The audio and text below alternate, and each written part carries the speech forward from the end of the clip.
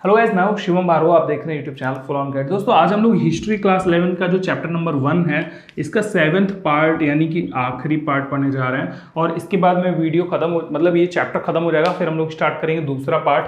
अब इस चैप्टर का सबसे इंपॉर्टेंट पार्ट यही है, जो आपने पीछे के 6 पार्ट देखे उनको छोड़ करके अगर आप देखें ये 7वां पार्ट, तो इसमें आपको सबसे ज़्यादा महत्वपूर्ण बातों के बारे में मैं अब बताने वाला हूँ। इसलिए वीडियो को पूरा देखना और हो सके तो भाई शेयर जरूर कर देना। तो यहाँ पर देखो मैं आपको क्या समझाना चाहता हूँ। मैं समझाना चाहता हूँ आज इंपॉर्टेंट क्वेश्चन हो आंसरों के बारे में। इंपॉर्टेंट क्वेश्चन आंसर क्या हो सकते हैं जो इस चैप्टर से हर हालत में आज तक आते रहे और हो सकता है वो अभी भी आएंगे।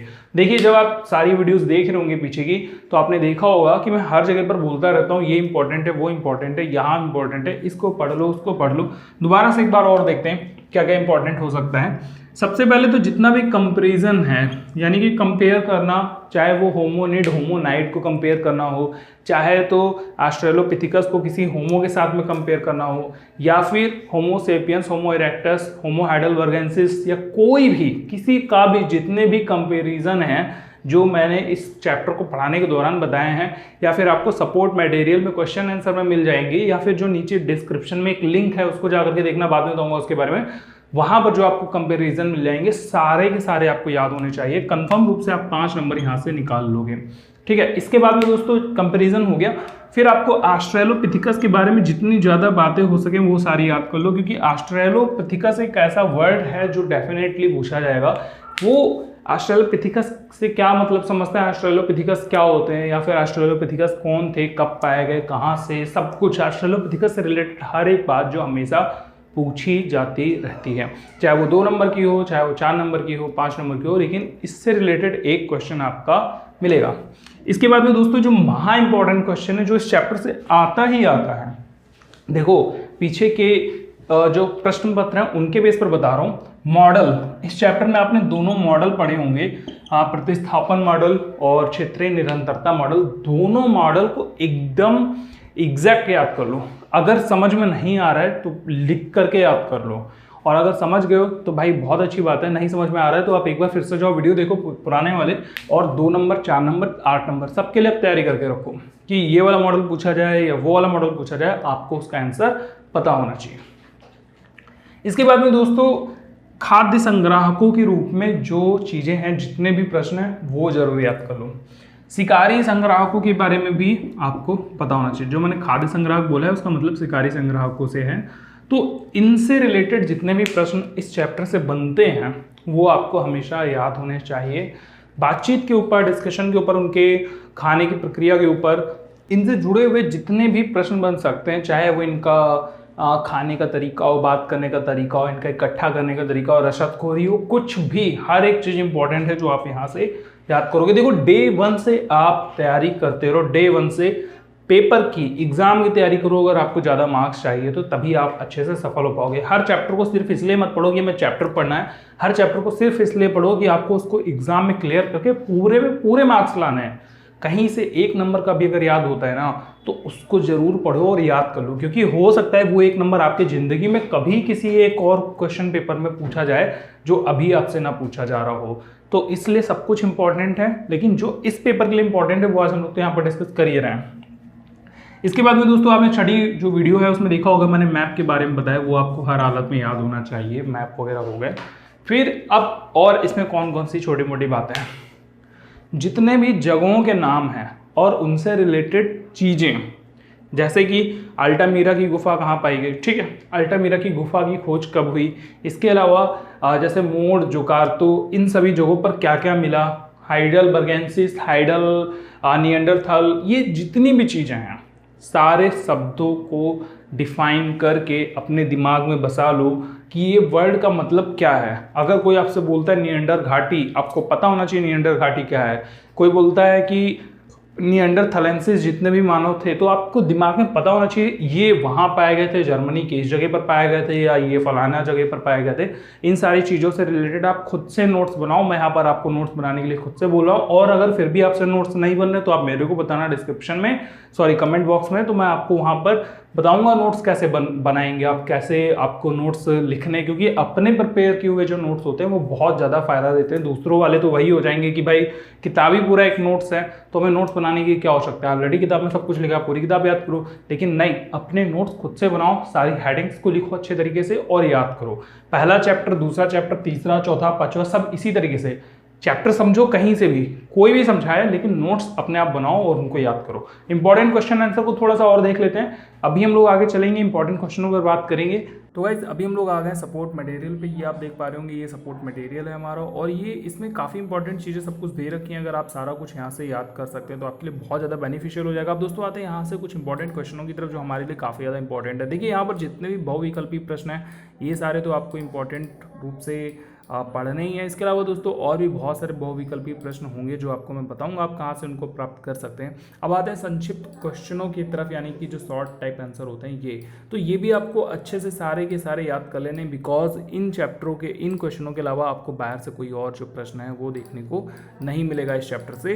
तो ये जितने भी आपके छोटे छोटे प्रश्न हैं आप इनको जरूर याद कीजिए। अब देखिए आप भी थोड़ा जो काम है वो कीजिए।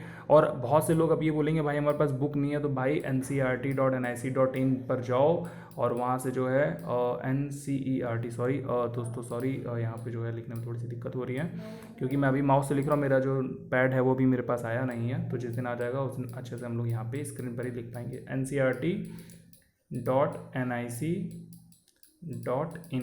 इस वेबसाइट पर आपको जो सॉरी इन बना हुआ है, सारे के सारे नोट्स देखने को मिल जाएंगे। तो आप वहाँ पर जा करके जो है नोट्स लेकर के आइए, और सॉरी बुक लेकर के आइए, मैं क्या बोल रहा हूँ।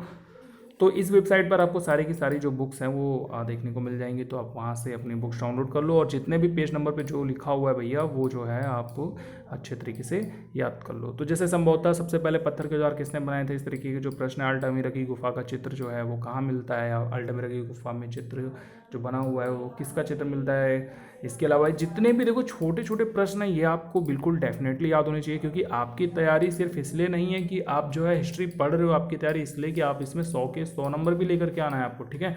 तो 100 के 100 नंबर लाना है, या 100 में 95 नंबर लाना है, 95 प्लस नंबर लाना, वो भैया इतना आसान काम नहीं है। उसके लिए आपको एक एक क्वेश्चन याद करना पड़ेगा, और अगर आप याद नहीं कर सकते तो मैं आपको एक तरीका बता दूं जो हमेशा से काम करता है। आप बड़े किसी भी प्रश्न को आप याद मत करिए, बड़े वाले जितने भी प्रश्न 8 नंबर के आप इनको सिर्फ पढ़िए, लेकिन जितने भी छोटे क्वेश्चन हैं आप इनको पूरा रट्टा लगा लीजिए। आप इनको दिन में 4 बार याद कर लीजिए, एक दिन में या 4 दिन में आप इनको हर बार याद करते रहिए, आपके लिए बहुत ज़्यादा बेनिफिशियल होगा, क्योंकि आपको जो छोटे क्वेश्चन हैं वो याद हो जाएंगे। बड़े वाले क्वेश्चन हम बना करके भी लिख सकते हैं, और बड़े क्वेश्चनों का जो आइडिया होता है, हमारे कॉन्सेप्ट जो होता है माइंड में क्लियर हो जाता है, तो आप यहाँ से भी इनको फ़ायदा उठा सकते हैं। अब दोस्तों ये जितने भी देखिए ये 8 नंबर के जो प्रश्न हैं, और यहाँ पर 1 2 3 4, ये चौथा, ये तीसरा, ये दूसरा और ये पहला, इन्हीं चारों प्रश्नों के अलावा आपको कोई और प्रश्न बाहर से देखने को नहीं मिलेगा 8 नंबर में। अगर इस चैप्टर से कोई भी प्रश्न आता है तो आपको ये देखने को मिल जाएगा। कई बार ऐसा भी होता है कि ये जो 3 नंबरों के क्वेश्चन हैं इन्हीं को 5 नंबर का क्वेश्चन बना दिया जाता है दोस्तों, या 8 नंबर का क्वेश्चन बना दिया जाता है। तो आपको करना क्या है